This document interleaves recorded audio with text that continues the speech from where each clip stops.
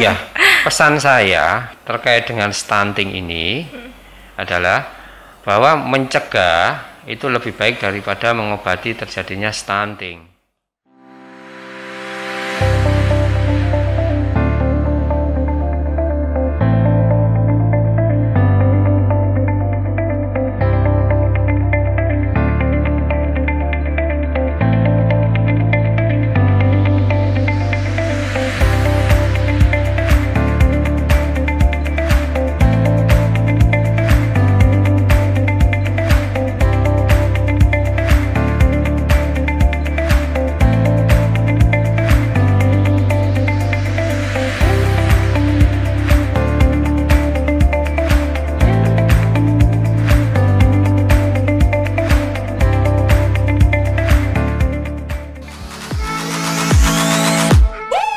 Informasi hari ini.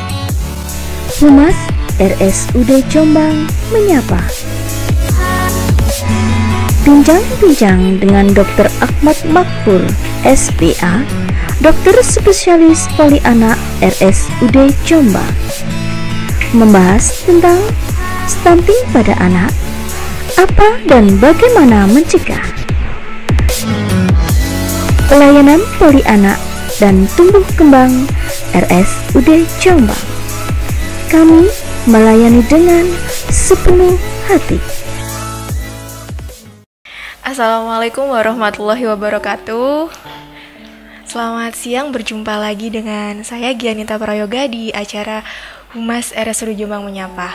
Kali ini kita di tengah-tengah kita sudah kedatangan seorang narasumber, dan beliau adalah seorang dokter spesialis di poli anak. Beliau Dr. Ahmad Mahfur, SPA. Nah, topik yang akan kita bahas kali ini adalah perihal tentang stunting pada anak dan bagaimana cara mencegahnya. Sebelum kita akan membahas ke topik acara hari ini, sebelumnya kita sapa dulu beliau. Selamat siang, Dr. Mahfur. Selamat siang, Mbak Tia. Ya, kabarnya gimana dok hari ini dok? Alhamdulillah, sehat walafiat. Sepertinya baru pertama kali untuk mengisi acara di kita ya dokter ya, perdana. Betul, baru pertama kali perdana. Iya, dokter, sebelum kita akan membahas secara detail topik yang akan kita ulas hari ini, mungkin bisa diperkenalkan dulu dokter kepada pemirsa Humas menyapa semuanya. Mungkin background studinya seperti apa, biar tahu ini. Iya. Terima kasih Mbak. Iya. Jadi mungkin yang belum pernah mengenal saya Dr. Ahmad Mahfur. Saat ini bekerja sebagai dokter spesialis anak di RSUD Jombang. Ya, jadi selama ini sudah hampir kurang lebih 5 tahun ini ya. Itu Mbak. Ya, dokter, ini kan tadi sudah saya mention di awal bahwa kita akan membahas tentang stunting ya dokter ya. Nah, betul, mungkin bisa dijelaskan dulu dokter ya. Firstly, apa sih stunting itu dokter, kan karena ini kayaknya kata-katanya rada-rada Inggris gimana gitu ya dokter ya. Iya, betul Pak. Iya. Jadi memang benar, stunting itu memang kalau kita ngomong stunting itu ya memang kayak bahasanya kan bahasa Inggris ya. Untuk menggantikannya itu memang belum. Nah, ini apa masih ini, belum ada ya. Jadi kalau istilah orang awam itu mengatakan pendek. Oh, pendek. Ya, pendek. Tapi secara definisi ya itu tidak semua anak yang pendek itu stunting. Jadi ada definisi khusus tentang stunting ini ya. Sebenarnya apa sih stunting? Stunting itu kalau kita secara penjelasan berdasarkan kriteria WHO itu adalah bagian dari gangguan pertumbuhan ya, sehingga menyebabkan pertumbuhan dari tinggi badan si anak ini itu tidak normal atau potensi tingginya secara linier itu tidak normal sesuai dengan populasi pada umumnya. Gampangannya dia pendek, tidak sampai lebih pendek dari populasi pada umumnya. Yang penyebabnya itu karena kondisi dari malnutrisi atau gangguan dari kesehatannya. Jadi dua kuncinya itu, anak pendek, tapi pendeknya itu disebabkan karena masalah nutrisi. Ya, atau masalah kesehatan. Tadi kan dokter menjelaskan bahwa stunting ya dokter ya, ini gampangannya adalah pendek ya. Betul. Nah, apa bedanya stunting dan pendek dokter? Kan biasanya ada yang anak pendek, mungkin belum tentu itu stunting gitu ya dokter ya. Itu bagaimana cara membedakan dari antara stunting dan pendek ini? Ya, jadi memang ya kalau dia stunting pasti pendek ya. Tapi kalau anak itu pendek belum tentu stunting.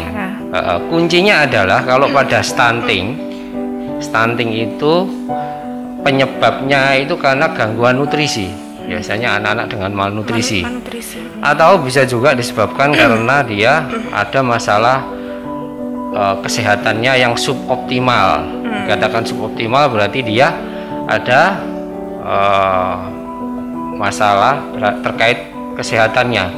Bisa karena infeksi ya, atau mungkin penyakit-penyakit kronis yang lainnya, itu sehingga menyebabkan dia stunting. Secara praktis ya, kalau sebagai orang awam, kalau kita biasa memegang buku KIA, di KIA itu ada grafik ya. Dari grafik itu kalau misalnya anak ini kita ukur tingginya ya, di grafik itu akan muncul kalau dia misalnya dikatakan stunting apabila dia grafiknya di bawah -2 SD ya, atau biasanya dia grafik tinggi badan per usianya itu biasanya di garis kuning, itu sudah dikatakan stunting.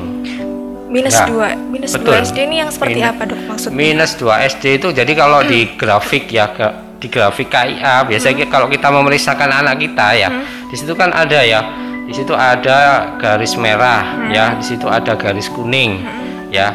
Kalau dia masuk di garis kuningnya itu sudah masuk kondisi stunting. Kalau penyebabnya itu karena malnutrisi atau gangguan nutrisi atau penyakit yang kronis itu tadi. Berarti bisa disimpulkan bahwa stunting ini merupakan gangguan pertumbuhan yang terjadi pada anak-anak ya dokter ya. Betul. Dan, cara mendeteksinya ya melihat, kita lebih sering melihat buku kontrol KIA itu tadi, dari grafiknya itu tadi juga ya menentukan ya iya, dokter ya. Betul sekali. Nah dokter, yang ingin saya tanyakan juga, mungkin bisa dijelaskan tentang epidemiologi atau pola penyebarannya untuk saat ini yang menderita stunting ini berapa persen ya dokter prosentasenya? Iya, jadi masalah stunting itu masih menjadi masalah isu global di dunia ya, terutama di negara-negara berkembang. Hampir sekitar 150 juta di seluruh dunia itu anak-anak masih masuk kategori stunting ya. Bagaimana dengan di Indonesia? Indonesia itu masih masuk ranking 5 besar ya. Ini tertinggi di dunia. Jadi kita masih kita masuk nomor 5 ya, jadi masih menjadi masalah yang sangat besar bagi negara kita. Kemudian prevalensinya, jadi angka kejadiannya hampir 22%, tinggi sekali. Kalau menurut saya itu berdasarkan hasil riset kesehatan Kemenkes tahun 2018. Jadi kita masih tinggi. Di Jombang juga mungkin masih relatif tinggi juga. Karena memang kita posisinya 5 ya dokter. Iya, jadi sekarang di Indonesia masih menjadi program yang program yang utama bagi pemerintah terkait isu kesehatan di Indonesia, yaitu stunting ini. Salah satu programnya apa dokter ya yang sudah dilaksanakan saat ini untuk mengantisipasi stunting ini? Ya, jadi sekarang lagi di banyak program yang banyak dikembangkan terkait tata laksana stunting berkaitan dengan 1000 hari pertama kehidupan untuk mencegah stunting. Itu yang banyak dikerjakan oleh pemerintah saat ini, baik mulai pemerintah pusat sampai ke daerah itu mengerjakan itu. Maksudnya adalah program untuk mencegah jangan sampai anak ini terjadi stunting ya. Mencegahnya di mana? Mencegahnya itu ya mulai dari sebelum waktu di dalam kandungan sampai anak itu lahir, jangan sampai terjadi stunting. Dimulai dari misalnya kegiatan kesehatan para remaja, jangan sampai anak-anak remaja kita itu hamil di usia dini. Ya itu banyak masalahnya. Banyak ya dokter ya, masih banyak. Akibatnya kalau hamil di usia dini itu nggak siap secara psikologis maupun secara fisik. Nanti akibatnya anaknya atau mungkin kondisi bayi yang dilahirkan juga nggak akan sehat. Ujung-ujungnya nanti malnutrisi, stunting, ya. Kemudian waktu di dalam kandungan itu juga sangat penting untuk mencegah stunting. Apa saja yang bisa dikerjakan waktu di dalam kandungan, ya ibunya harus sering-sering kontrol. Kemudian nutrisi yang cukup, jangan sampai kondisi waktu hamil terjadi malnutrisi. Iya, kalau ibunya malnutrisi atau terjadi kondisi kekurangan zat-zat yang penting untuk pertumbuhan bayi, nanti janinnya akhirnya lahirnya jadinya kecil, BBLR bahkan prematur, ya. Nanti akibatnya kalau dia prematur atau bayinya lahir kecil, nanti dampaknya itu nanti biasanya akan pertumbuhannya akan sulit untuk mencapai pertumbuhan yang optimal karena perawatannya lebih sulit. Iya. Tadi Dokter Mahfur menyebutkan bahwa salah satu penyebab dari stunting ini adalah malnutrisi ya dokter ya. Iya, betul. Atau kekurangan gizi itu tadi. Betul. Nah, menurut point of view dokter nih, apakah ketahanan pangan keluarga menjadi salah satu faktor dokter resiko terjadinya stunting ini? Iya, betul sekali. Jadi kalau secara besar, ya secara garis besar stunting kan penyebabnya ada dua. Yang pertama, stunting itu disebabkan karena dia asupan nutrisinya kurang, ya. Yang nomor dua bisa disebabkan karena kebutuhan nutrisinya yang meningkat, ya. Nah, yang pertama ini kalau asupan nutrisi yang kurang itu penyebabnya bisa karena dia memang tidak bisa memenuhi kebutuhan nutrisinya, misalnya kemiskinan, dia nggak bisa memenuhi kebutuhan makan yang cukup kalori, cukup protein sehari-hari. Itu salah satu berkaitan dengan ketahanan pangan. Nah, bisa juga karena dia sebenarnya sudah cukup, sebenarnya bisa dia membeli makanan yang yang kaya nutrisi dan kalori, tapi dia tidak mengerti bagaimana anak ini diberikan makanan yang tepat dan sesuai untuk usianya, sehingga biasanya nanti ada masalah nutrisi pada. Jadi salah satu penyebab dari stunting ini salah satunya yaitu gizi buruk itu tadi ya dokter ya. Kemudian kurangnya gizi, kemudian karena juga faktor mungkin karena kemiskinan atau ketidaktahuan dari keluarganya ya dokter ya. Iya, kemiskinan dan ketidaktahuan. Dokter, apakah penyakit stunting ini merupakan salah satu masuk kategori penyakit yang berbahaya atau bagaimana dokter ya? Ya, jadi stunting itu dampaknya luar biasa. Ya, dampaknya luar biasa. Apa aja dok ini dok? Ya, jadi dia kayak semacam sindroma gitu ya. Jadi dimulai dari misalnya kalau bayi itu lahir dari kandungannya sudah stunting, sudah kekurangan gizi di kandungan, dia lahirnya sudah beratnya kurang, gampang sakit-sakitan, ya itu untuk usia-usia awal 0 sampai 2 tahun. Setelah menginjak usia 2 tahun, dia ternyata masih sakit-sakitan, ya dia akan mengalami gangguan tumbuh kembang.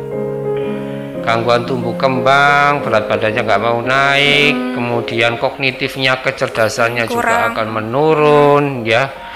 Kemudian anaknya juga kalau keluar masuk rumah sakit itu akan menjadi beban tersendiri bagi orang tua.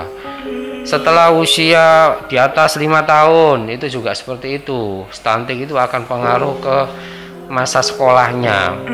Ya, anaknya jadi sekolahnya jadi malas, kadang seperti itu ya. Produktivitas waktu dia di sekolah juga akan menurun, kecerdasannya juga akan tidak sama dengan anak-anak yang lainnya. Usia dewasa pun seperti itu, bahkan nanti akan pengaruh ke masalah-masalah penyakit-penyakit kardiovaskuler, hipertensi, kolesterol, itu sebenarnya dipengaruhi sejak awal waktu dia awal-awal dia kehidupannya dia, bahkan mempengaruhi produktivitas kerja dari orang ini ketika dia awalnya stunting, itu pengaruh sampai ini usia nanti dewasa. Usia dewasa ya, berarti memang sangat besar sekali dampaknya. Dampaknya luar biasa. Dari stunting ini. Jadi ada yang mengatakan 1% angka stunting akan menyumbangkan 1,5% produktivitas akan menurun. Itu kan luar biasa ya. Itu ada risetnya seperti itu. Dampaknya memang besar ya dokter. Dampaknya luar biasa besar. Dokter, apakah penyakit stunting ini bisa diobati sejak dini? Mungkin maksud saya ketika janin dalam masa kandungan atau bagaimana dokter? Iya. Jadi tidak sebagus mencegah, mengobati ya. Mengobati tidak sebagus mencegah. Ya. Yang kita utamakan supaya tidak terjadi stunting adalah mencegah. Ya, dimulai itu tadi ya, 1000 hari pertama tadi yang seperti yang dicanangkan oleh pemerintah. Mencegah dimulai dari dalam kandungan, bisa nutrisinya bagus, kemudian asupan protein, mineralnya juga bagus, kalori yang dimakan oleh ibunya bagus, insya Allah nanti janinnya akan sehat, bisa tumbuh bagus dalam kandungan. Ya. Kemudian kalau sudah pencegahan selanjutnya ya, pemberian dia sudah lahir, pemberian ASI eksklusif, ya, MPASI yang sesuai, MPASI makanan pendamping ASI yang sesuai dengan usianya, yang tepat, itu juga akan mencegah terjadinya stunting. Ya. Berarti pemirsa Humas RSUD Jombang Menyapa, seperti yang beliau jelaskan sudah sangat rinci dan detail bahwa salah satu untuk pencegahan stunting ini yaitu bisa dilakukan dengan cara deteksi secara dini ya dokter ya, ketika usia janin masih usianya masih di janin. Betul ya. Saya ingin ngomong sedikit tentang ini Mbak, deteksi dini. Kunci utamanya jangan sampai terjadi stunting itu adalah deteksi dini. Deteksi dini ya. Karena gini, sebelum dia terjadi stunting itu pasti ada muncul gejalanya dulu, gejala awalnya. Jadi apa sih deteksi dini? Kalau ada ya anak timbangannya nggak naik satu kali ya, biasanya kalau ke posyandu kan tiap bulan ya, 1 bulan timbangannya nggak naik, nah itu harus segera mendapatkan intervensi, maksudnya harus segera dikonsultasikan ke petugas kesehatan. Karena awalnya stunting kan gitu, dia nggak naik berat badannya bulan ini, bulan depannya nggak naik lagi dibiarkan, bulan depannya nggak naik lagi dibiarkan, akhirnya nanti dia malnutrisi, terjadilah stunting. Jadi kalau kita bisa mendeteksi sejak awal, misalnya bulan ini, bulan kemarin sama bulan sekarang dia nggak naik, nggak naik kenapa? Ya kita bisa memberikan nutrisi yang cukup supaya dia naik lagi, sehingga nanti nggak sampai terjadi stunting. Ya, karena mungkin kebanyakan yang masyarakat awam yang ini sepele kok nggak naik, ya sudahlah nanti gitu ya dokter ya, mungkin kebanyakan ketidaktahuan itu tadi ya dokter. Betul ya, dianggap biasa saja, nggak naik, sekarang nggak naik, sudah biasa, nanti naik lagi lah, itulah kesalahan. Kebanyakan itu naik lagi. Kesalahannya seperti itu lah. Kita kalau bisa memberikan edukasi kepada masyarakat. Kalau berat badannya nggak naik, 1 kali saja saat penimbangan itu harus sudah waspada orang tua. Konsultasilah minimal ke petugas kesehatan yang ada, nanti akan perlu diberikan intervensi atau tata laksana untuk supaya berat badannya naik lagi.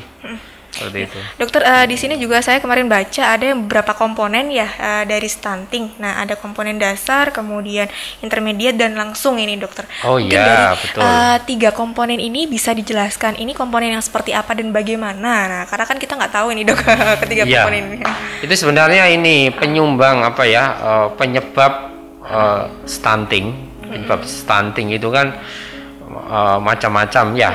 Dimulai dari yang paling dasar atau kita ngomongnya komponen dasarnya. Komponen dasarnya itu dimulai dari ibu. Kesehatan ibu, ya.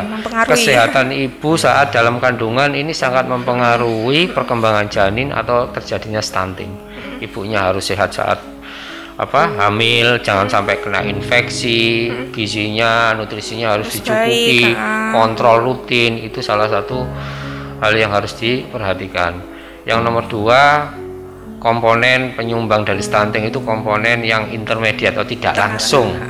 Tidak langsung itu maksudnya misalnya lingkungan, terkait dengan lingkungan, ada polusi, kemudian dia lingkungan sekitarnya ada masalah, biasanya dikaitkan dengan polusi dan lingkungan yang kurang bersih,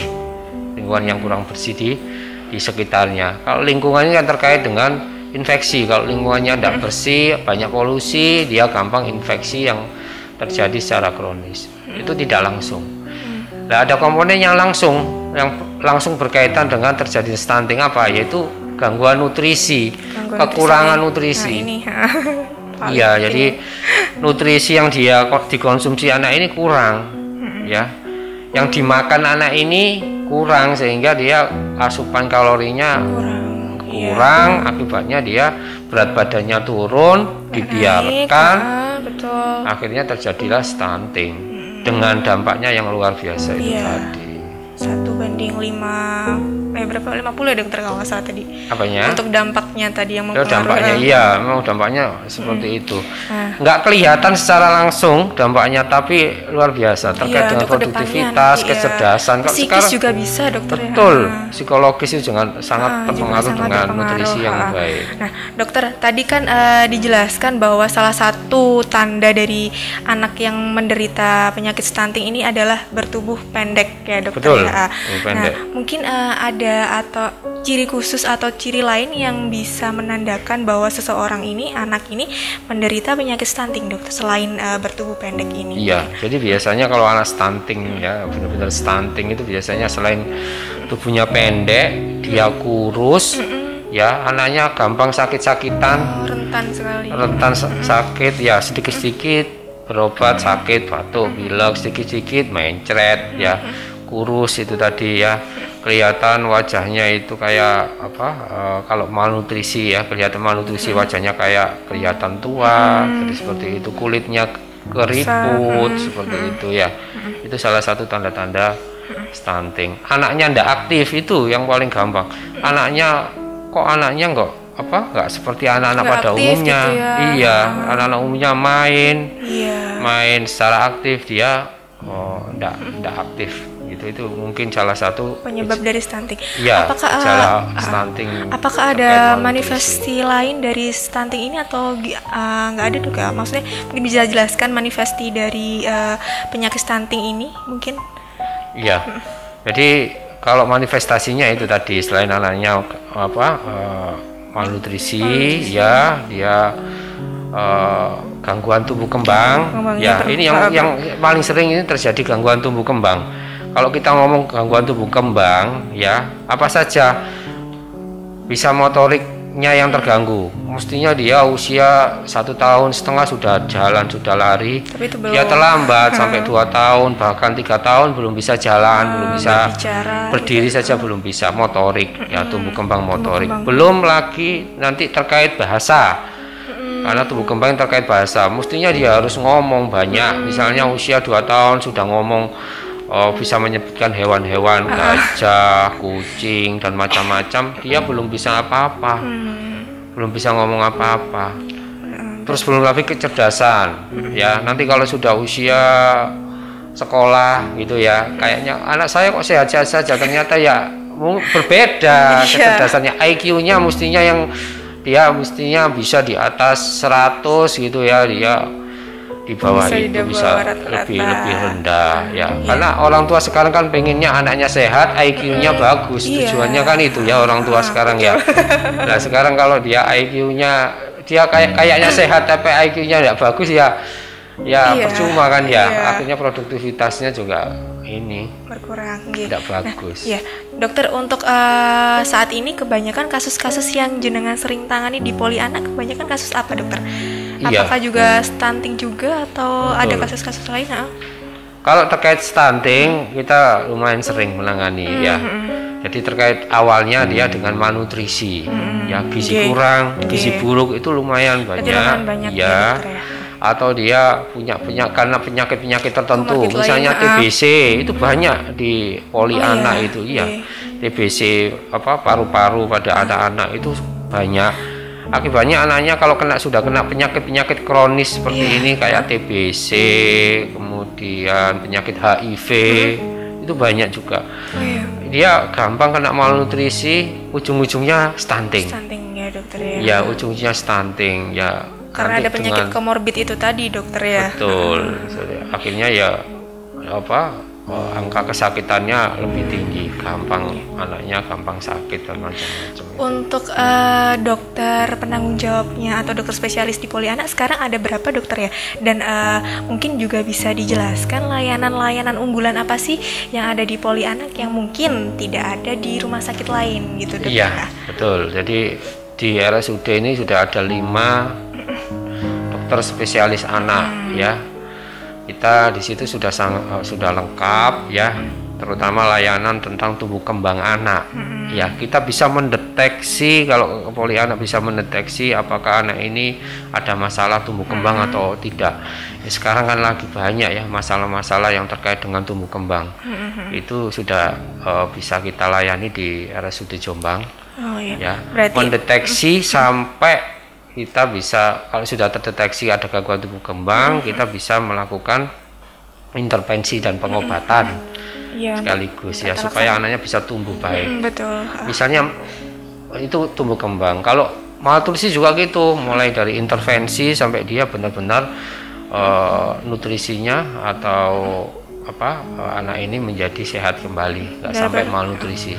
Benar-benar diedukasi ya dokter ya. Betul, jadi kita sudah ada layanan itu. Jadi untuk pemirsa Humas RSUD Jombang Menyapa, mungkin ada yang tetangganya atau mungkin sanak saudaranya yang merasa ada keluhan yang seperti beliau jelaskan tadi, mungkin monggo silakan langsung berkonsultasi di poli anak di RSUD Jombang, karena kami juga sudah melayani layanan, salah satunya layanan tumbuh kembang anak ya dokter ya. Nanti bisa di situ bisa berkonsultasi dengan kondisinya anaknya seperti apa ya dokter ya. Nah dokter, sebelum acara ini kita closing, mungkin ada take home message-nya untuk pemirsa atau pesan kesannya bagi masyarakat di luar sana. Iya, pesan saya terkait dengan stunting ini adalah bahwa mencegah itu lebih baik daripada mengobati terjadinya stunting. Ya, apa yang bisa kita lakukan untuk mencegah terjadinya stunting? Ya. Yang pertama adalah bahwa 100 hari pertama itu menjadi kunci supaya anak-anak kita tidak terjadi stunting. Mulai dari perencanaan kehamilan yang baik, hamil yang sehat, kemudian sampai anak itu lahir harus kita berikan nutrisi yang cukup. Yang nomor 2 yaitu deteksi dini ya. Selalu timbanglah berat badan anak Anda ya.